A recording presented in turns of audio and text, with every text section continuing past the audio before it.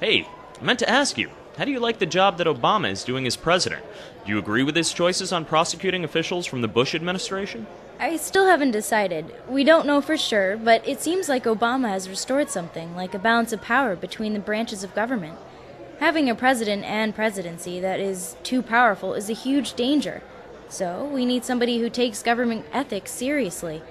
Otherwise, a president can buy off people by offering them government contracts, bridges to nowhere, or other government-funded pork. This just leads to an overall decline in liberty and good government. One pork barrel project at a time. I know, but let's get serious here. Almost every form of government has a single person running the show and making decisions.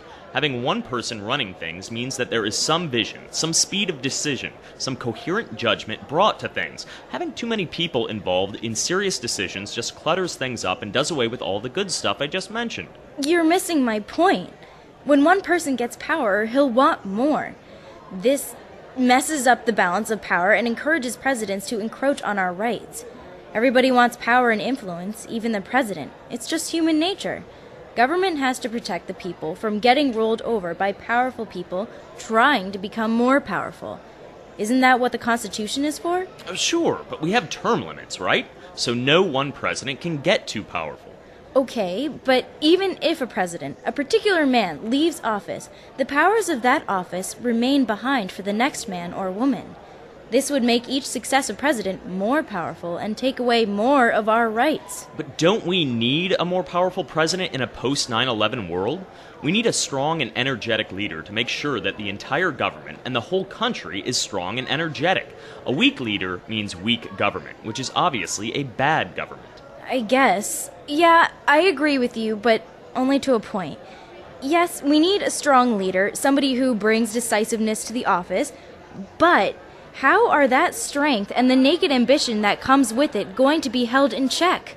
What is to stop a president from doing whatever he wants? Remember, Nixon tried to argue that anything the president does is okay, or at least not illegal? Obviously, the balance of powers between branches is important. When it comes to foreign affairs and the war on terror, it's a different matter. No, it isn't. That is when a proper balance is most important. Times of war tend to give leaders more and more power. That is the way it has always been. A perpetual war on anything effectively turns a president into a monarch. The same argument goes for declaring torture legal, putting in place new eavesdropping programs, getting the office of legal counsel in the West Wing to okay everything that you want to do. Being vigorous doesn't mean having unlimited power. Certainly, you can't be suggesting that the constantly deadlocked and partisan Congress be given the sole power to make war or to do that other stuff. Congress moves like snail mail in an email world. It's way too slow. Way too slow? The decision to go to war is the one act that should be deliberated more than any other decision a government makes. And it simply is not within the executive power to declare war because the executive branch doesn't make law. An executive executes the law. Therefore, a law or declaration already has to be in place in order for the executive to act. The only one who can make that declaration is a legislature, because when they declare war, they are in effect also declaring all of the laws that existed in a peaceful state to have become void.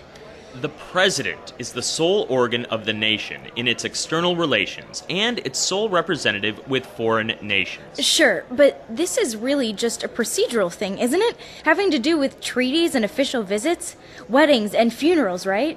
The power of declaring war in all civilized nations is regulated by the fundamental laws of the country. By our Constitution, this power is lodged in Congress. Congress shall have power to declare war, grant letters of marque and reprisal, and make rules concerning captures on land and water. I would say this is pretty clearly stated. That is just outdated thinking. Sorry. The president needs to keep us safe.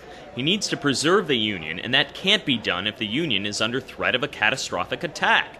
Okay, let me grant you the point that Congress declares war. Given that that is what the Constitution says, I'd say that is a good idea. Fine, but isn't it the responsibility of the president to preserve the peace? And doesn't this make it the job of the president to actually do, or order to be done, those things which preserve the peace? What kind of president would it be who shirked this duty? A president needs to act in emergencies. It's his job. Emergencies, maybe, but what about a war on terror that might last 10, 20, or 30 years? This is hardly the type of lightning-fast invasion scenario that requires immediate action from a president. Shouldn't decisions about the conduct of the war on terror be made in the Congress? Just like decisions about what legislative courses of action to take? Sure, unless you're looking at a ticking time bomb and you need info quickly. Then, maybe you need to have people secretly authorized in advance to take action in order to save lives. Otherwise, wouldn't these bomb diffuser types face criminal proceedings? Isn't that where we started this conversation? 2 words for you. Presidential pardon. The president could just pardon anybody who actually faces the incredibly unlikely scenario if that person needed to break the law to save a city or whatever. But using the office of the president to go outside of the law in advance seems to risk a long-term erosion of constitutional principles. They've worked well so far, so I suggest we keep them. I also suggest it's time for a refill. Let's finish this when I get back.